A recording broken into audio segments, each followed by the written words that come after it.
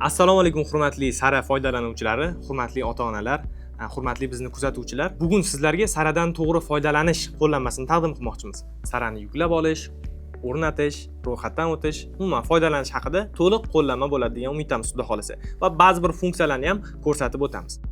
Birinchi navbatda qiladigan ishimiz Sara ilovasini yuklab olish bo'ladi. Agar Android qurilma bo'ladigan bo'lsa, Samsung, Redmi va shunga o'xshagan qurilmalardan kiradigan bo'lsangiz, unda Play Market, Google Play orqali Sara ilovasini topib olishimiz kerak bo'ladi. Sara deb yozganimizda, mana bu yerda Sara ilovasi chiqdi. Agar iOS tizimidan, aniqroq qilib aytganda iPhone, iPad orqali kirmoqchi bo'lsangiz, unda App Store orqali yuklab olishingiz mumkin bo'ladi. Yoki pastdagi havolalarda ham, o'sha App Store'da ham, Play Marketda ham havolalarni joylab qo'yganmiz xudo xolasa. Programmamizni yuklab oldi. Bunga kiramiz. Dasturga kirganimizda bizdan til tanlashni so'raydi. O'zbek tilini tanlaymiz. Davom etish. Ro'yxatdan o'tish, mehmon bo'lish yoki Google orqali kirish. Biz agar ro'yxatdan o'tishni deylik, ma'lumotlarimizni kiritishni istamasak, vaqtinchalik mehmon sifatida kirib turishimiz mumkin bo'ladi. Yoki agar bizda SMS kelmaydigan bo'ladigan bo'lsa, shu kabi muammolar hozirda odamlarda uchrayapti. Biz bu muammo ustida ishlayapmiz. Agar sizda ham shunday muammo bo'ladigan bo'lsa, mehmon sifatida kirib turishingiz mumkin bo'ladi. Hozir biz ro'yxatdan o'tamiz. Ro'yxatdan o'tishda o'z raqamimizni kiritishimiz kerak bo'ladi. Yuborish tugmasini bosganimizda bizda SMS kod keladi. SMS kodni kiritamiz. Tasdiqlash tugmasini bosganimizda bizdan farzandingizni yoshini so'raydi. Meni jiyanim hozirda 3 yosh. Saqlash. Mana biz ilovadan muvaffaqiyatli ro'yxatdan o'tib oldik. Endi bu yoqda bizda ko'rishimiz mumkin turli xil kontentlar yuklangan bosh sahifada. Bosh sahifamizni o'zi sizlar uchun filtr qilish uchun imkoniyatlar qo'yib qo'yganmiz. Ya'ni ota-onani yoki farzandlarni o'zi, bolajonlarni o'zi bemalol o'zlari ham qo'lda filtr qilishlari mumkin ba'zi bir narsalarni. Qanaqa?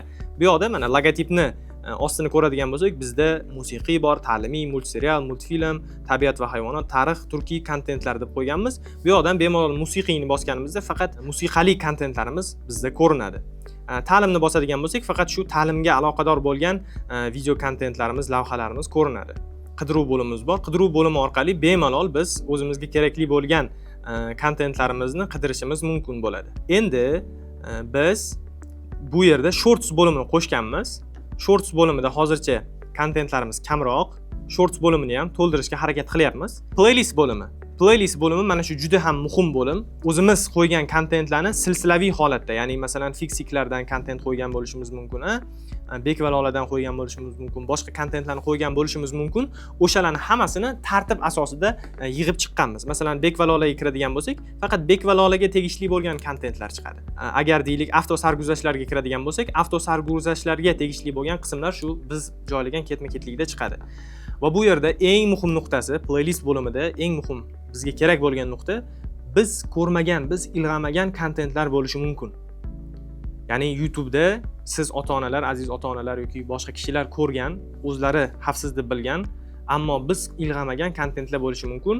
Bu yerda qo'shish tugmasi orqali xohlagan kishi playlist ham qo'shishi mumkin yoki bir ma'lum bir videoni ham qo'shishi mumkin. Agar playlist qo'shadigan bo'lsa, o'sha playlistning ichidagi barcha kontentlar bu yerga o'tadi. Ya'ni bizni ilovaga YouTube'dan o'tadi. Agar bir videoni tanlanadigan bo'lsa, faqat o'sha videoni o'zi bu yerda o'tadi. Xo'p, biz buni qanday qilamiz? Playlist qo'shishni bosamiz. Bu yerga playlistning linkini so'rayapti bizdan. Va linkni qayerdan olamiz deydigan bo'lsak, biz o'zimiz ishonchli deb bilgan biror bir YouTube kanalga kiramiz. Uni shu playlist bo'limidan o'zimizga kerakli bo'lgan bolajonlarimiz uchun xavfsiz bo'lgan kontentni playlistini topamiz bu yerdan. Deylik mana bu Solih bola multfilmi. Playlistga kiramiz, to'liq playlist ochadi. Bu yerda ko'rishimiz mumkin bir nechta qismlar. Bu yerdan jo'natish tugmasi bosiladi. Copy link tugmasi bosiladi va Sara ilovasiga qaytib kiriladi. YouTube playlist manzilini kiritadigan joyga biz o'sha manzilni joylaymiz va yuborishni bosganimizda bizda ko'rishimiz mumkin Solih bola multseriali playlistga qo'shildi. Playlistda mana ko'rishimiz mumkin va bosh sahifada ham Solih bola multfilmi ko'rinib turibdi. Bu har bir ota-onani, har bir umuman user foydalanuvchini o'ziga tegishli bo'lgan kontent bo'ladi. Endi sahifam bo'limi bor bu yerda. Sahifam bo'limida bu yerda ko'rishimiz mumkin ma'lumotlarimizni, o'zimizni, farzandimizni ma'lumotlarini o'zgartirishimiz mumkin bo'ladi. Tungi rejim degan funksiyamiz bor, ya'ni ilovani qorong'u rejimda ishlatishimiz mumkin. Pin himoyasini qo'yishimiz mumkin. Pin himoyasida deylik, bizni shu ota-onalar sahifasi, bu sahifa ota-onalar uchun, ota-onalar sahifasiga farzandlarimiz, umuman bolalar o'ta olmasligi uchun, bolajonlar o'ta olmasligi uchun bu yerga parol qo'yib qo'yishimiz mumkin. Va bu yerda ko'rishimiz mumkin, ilova tilini o'zgartirishimiz mumkin, shaxsiy ma'lumotlarni o'zgartirishimiz mumkin, akkauntni o'chirishimiz mumkin va yangilanishini tekshirishimiz ham mumkin. Akkauntdan chiqishimiz mumkin. Shunaqa imkoniyatlar bor. Bu ilovamizni hozirgi ko'rinishi haqidagi qo'llanmaydi.